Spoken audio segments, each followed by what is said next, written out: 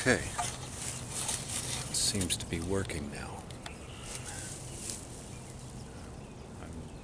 This is my first digital video camera, so I'm new to this technology. Hello, Americans. I'm addressing all and any Americans who care to listen. I'm not addressing any particular race or gender identity, sexual orientation, or age. I am addressing any and all Americans who care to listen. My name is Countryman. I'm 55 years old, and this is my WalkAway video. My WalkAway story spans decades, really, because I was never a Democrat. I came of age in '81. I was raised by an angry feminist, so coming out of the gate, I probably had a bias towards the left. However, I was in the area of Washington, D.C. I grew up in the suburbs. I've been in that area for most of my life, and I could always tell who the Republicans were because they dressed conservatively, like socially conservative, dressed down if they weren't, dressed up in suits, and never any really like expression beyond, that was risky or anything like that. So I found these people to be particularly bland and uninteresting. And I never really had much interaction with any of these folks because they were not open to talking to me. Always dismissive because of my hair, because of the way I dressed, and so forth. So from an early age, I could see the tribalism amongst the right, which obviously drew me towards people who were more of the live and let live type attitude. And I ended up hanging out on campus at the University of Maryland. I was never a student, but I hung out there. There was a food co-op that enabled me to be there and to have a job. I've also been in and out of D.C. I worked as a courier, a bicycle messenger, briefly during the 99th Congress, and nothing about that experience ever changed my mind about Republicans. It just seemed to be closed off people and just very tribal. I didn't see this on the left until after I read the autobiography of Malcolm X, and that was in 1983. And it took me a while, the message, one of the many messages from his book that I took to heart was when he warned of the Northern Democrats. I'm not quoting word for word, it's been a long time since I read the book, but he said essentially that when you're dealing with a Southern Republican, you know exactly who you're talking to, you know what their position is because they're honest about it, but when you're dealing with a Northern Democrat, you don't know who you're dealing with. In most cases, you're dealing with a closet racist. So I took this message to heart and I started to pay attention, and it took me a while to put this together.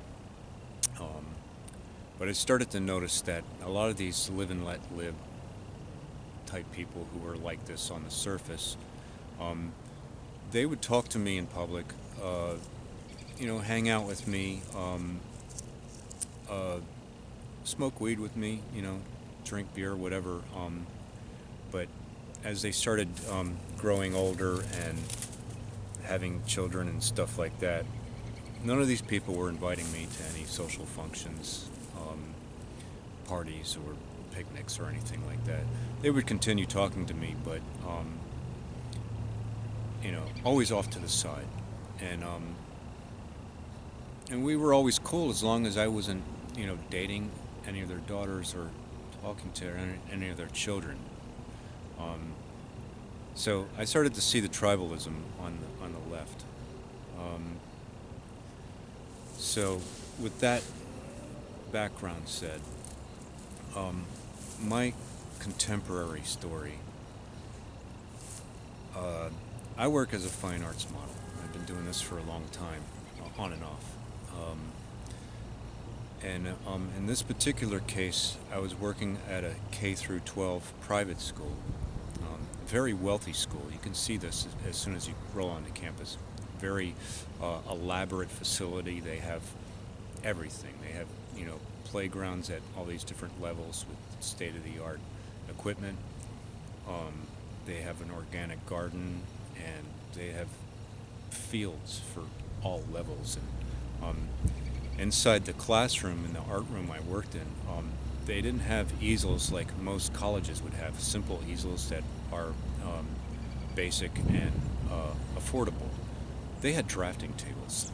And, in the parking lot of this school, it's full of Hillary stickers, bumper stickers. And so, when I'm on this campus, I know what tribe I'm immersed in. So I know not to speak on political matters. And speaking of politics, I want to back up a little bit and just mention that the only presidential candidate I've ever voted for was Ralph Nader, because he was not a corporate globalist like all the rest.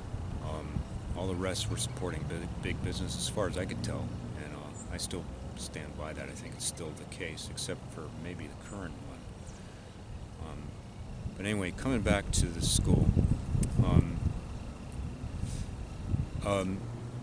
an art model, in case you don't know, we do take our clothes off, and we hold a position. And it sounds like an easy job, and a lot of people assume it's easy, but it's not. It's painful. One has to have a lot of stamina to hold a pose, and this is not for a fidgety person or an insecure person. Person has to be very secure at being the only nude person in a crowded room, and this makes all the difference in the world, and every teacher who works with models will tell you that. A good model makes all the difference. A bad model is not worth having. And in this case, so this is K through 12, so there's high school level students that I'm working for, which means for the most part, none of them have ever worked with a live model before. And this is the case, on college level for a freshman level. So it's the teacher's responsibility to make sure that the models are treated with respect and dignity. They have a talk with the students before the model comes in, and for the most part, this particular teacher has been good at that. I always felt welcome and included. There's always some people who are are a little weird about it, but there's always but then there's people who reach out to me and talk to me and treat me like a human being, and then there's variations of that, and it's part of the job. So but to put this in perspective, realistic perspective, I am underpaid. Fine arts models don't have any bargaining leverage because the administrations of schools and universities, they view models as being expendable or replaceable, because they don't understand that, like the teachers do, what a good model means for a class.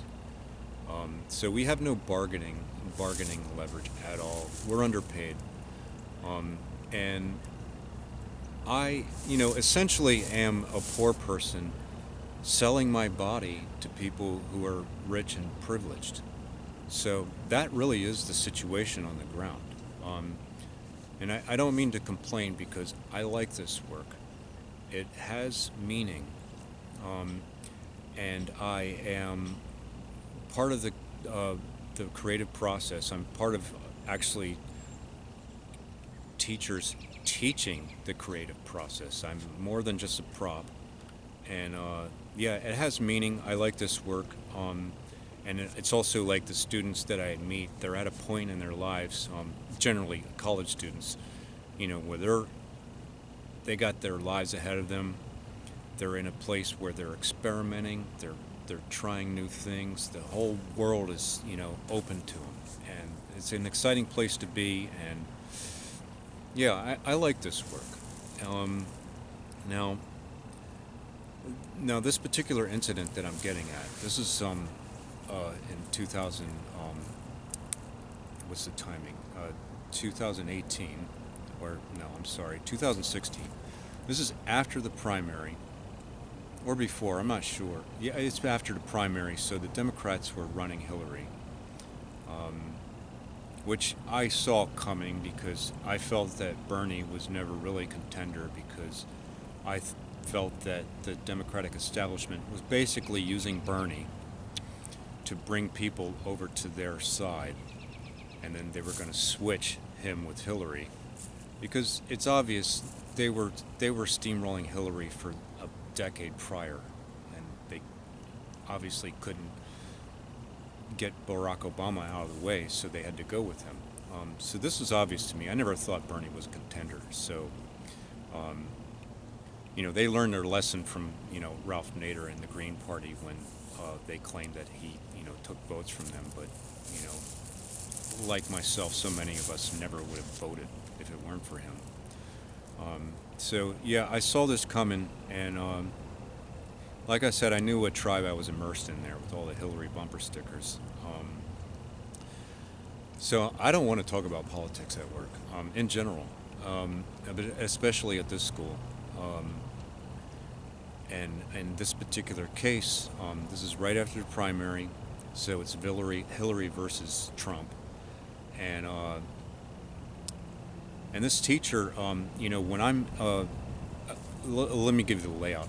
This classroom is a rectangular shape, so it's elongated. And so half the room is devoted to the model stand, with the drafting tables formed around it.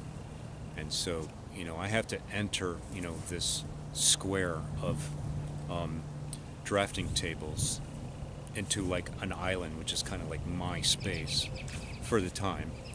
And then the other side of the room is, it's got some clutter and some open space and cabinets and art supplies and stuff like that. But there's some space over there. And so, I'm in the middle by my island, and I'm just arriving. I ride my bicycle to work, so my clothes are sweaty. I'm like shedding some stuff, trying to settle in, get myself ready for work.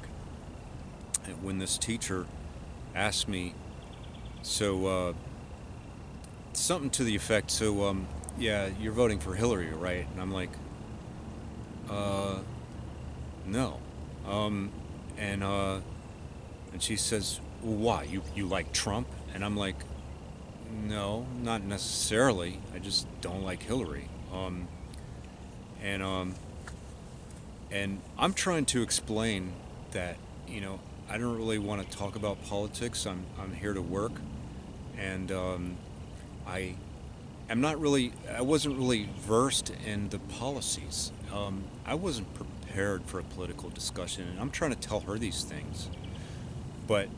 And I'm trying to drop the subject, I'm trying to change the subject, and she keeps berating me with this. Why don't you like Hillary? And I'm like, I don't like war. I don't want to see us get involved in another foreign war. That's the one thing that I was really concerned about with her, because she's old school. She's just like all the rest, and we all know her history. She voted yes every time. Even on Bush's Vendetta War, which was pointless. So she's berating me. She won't let me get off this. She keeps accusing me of being a Trump supporter, which I wasn't. I didn't like Hillary, and this is what I'm trying to explain to her. And so she keeps berating me until she comes to the point where she's like, well, why aren't you voting? So you're for Trump, right? What do you like about Trump? And I'm like, well, he's not Hillary. I mean, that's all I could pull out of my ass at the time, because I'm not prepared for this, and it's completely inappropriate. Um, right there. I mean, to berate me like that. Um, so after I finally said, I'm definitely not voting for Hillary, I made that clear. Um, she takes the class, she pulls the class away from the model side over into the other area. And she starts lecturing them about how imperative it is that Hillary become president because, and she says, a lot of people, they don't want her to be president because she's a woman. And when she said that, because she's a woman, she looks over at me and gestures towards me like I'm anti-female, like I think no female could ever be president. That's not my position at all. I just don't like Hillary. This was an absolute abuse of power. Um, so the students, when they come back, I can't get, most of them I can't get to make eye contact with me at that point. And when I do, I see contempt and or disgust, right? Um, and you need to understand that these two emotions, this is the formula for hatred. So there goes my dignity and respect out the window, and it was all because of the teacher. So this is outright abuse of her position, and there's nothing I can do about it. I'm the help. I'm a model. You know, I'm replaceable. Um, and I wish